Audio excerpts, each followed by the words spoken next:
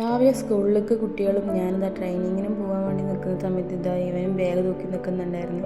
ഞാൻ എങ്ങോട്ടാണ് സ്കൂളിൽ പോകണമെന്ന് ചോദിച്ചപ്പോൾ ലീവ് തീർന്ന് തിരിച്ചു പോവുകയാണെന്നാണ് പറയുന്നത്. 25 ദിവസത്തെ ലീവിനാണ് ആൾ വന്നത്. 3 വർഷം കഴിഞ്ഞിട്ടാണ് വന്നിട്ടുണ്ടായിരുന്നത്. എന്തായാലും അവൻ തിരിച്ചും പോയി. എന്തൊക്കെയാണെങ്കിലും പ്രവാസി എന്ന് പറഞ്ഞാൽ ഒരു സങ്കടം തന്നെയാണല്ലേ.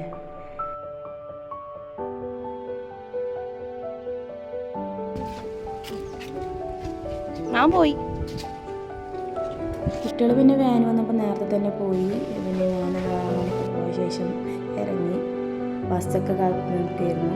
പെട്ടെന്ന് ബസ്സൊക്കെ വന്നു. ഞാൻ ഞങ്ങളുടെ സ്റ്റേഡിയം ബസ് സ്റ്റാൻഡിൽ എത്തിയിട്ടുണ്ട്. ഇനിയിപ്പോൾ ഇവിടുന്ന് കുറച്ച് ദൂരം തന്നെയുള്ള ഇൻസ്റ്റിറ്റ്യൂഷനിൽ. എന്തായാലും ഇൻസ്റ്റിറ്റ്യൂഷൻ പെട്ടെന്ന് എത്തി. പിന്നെ ഇതാ ഞങ്ങളുടെ ഇൻസ്റ്റിറ്റ്യൂഷൻ അടച്ച് കിടക്കുകയാണ്. മിസ്സുമാരൊന്നും വന്നിട്ടില്ല കേട്ടോ. അപ്പോൾ ഞങ്ങളും കുട്ടികളും കുറച്ച് പേര് അവരൊക്കെ വെയിറ്റ് ചെയ്തു. അപ്പോൾ പെട്ടെന്ന് അവർ വന്ന് തുറന്നൊക്കെ ചെയ്തു. പിന്നെ സ്റ്റുഡൻസിൻ്റെയൊക്കെ കുറച്ച് കാര്യങ്ങളാണിത്.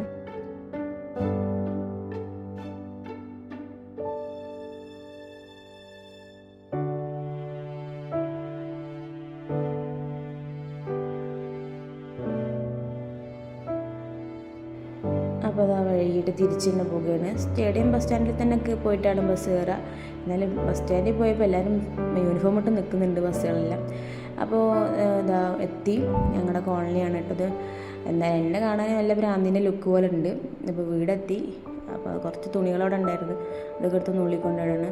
ഇവരിനൊന്നും കണ്ടില്ലല്ലോ എന്ന് വിചാരിച്ചോളൂ. അതാ സ്റ്റെപ്പ് കയറുന്ന സൗണ്ട് കേട്ടിട്ടാണ് തോന്നുന്നു. ഒക്കെ പുറത്ത് ചാടിയിട്ടുണ്ട്. പിന്നെ ഇനി ഞാൻ നോമ്പ് തുറക്കുന്ന കാര്യങ്ങളൊക്കെ കുറച്ചൊന്ന് ഷൂട്ട് ചെയ്തത്. അപ്പോൾ കുറച്ച് പൈനാപ്പിൾ ഇരിക്കണമെന്ന് വെച്ച് കുറച്ച് ജ്യൂസ് അടിച്ചു. എമ്മ താന്ന് കൊടുത്തിട്ടാണ് പൈനാപ്പിൾ അങ്ങനെ ഇരുന്ന് തിന്നൊന്നുമില്ല. അപ്പോൾ ജ്യൂസ് അടിച്ച് വെച്ച് എന്നാലും എനിക്ക് തിന്നില്ല പറഞ്ഞിട്ട്. അപ്പോൾ കുറച്ച് ഫ്രൂട്ട്സും ഉണ്ട്. ആപ്പിളും മാങ്ങയൊക്കെ ഉണ്ട്. പിന്നെ ഓറഞ്ചും ഉണ്ടായിരുന്നു. ഞാനതും വെച്ചില്ല.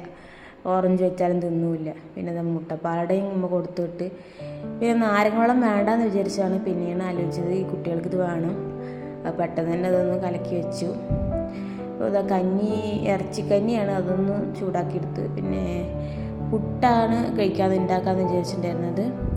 അപ്പോൾ അതൊന്ന് നേരത്തെ തന്നെ തേങ്ങയൊക്കെ ചിരകി വെച്ചു. പിന്നെ നോമ്പ് തുറക്കാനുള്ള സമയമൊക്കെ ആയപ്പോൾ നോമ്പൊക്കെ തുറന്നു.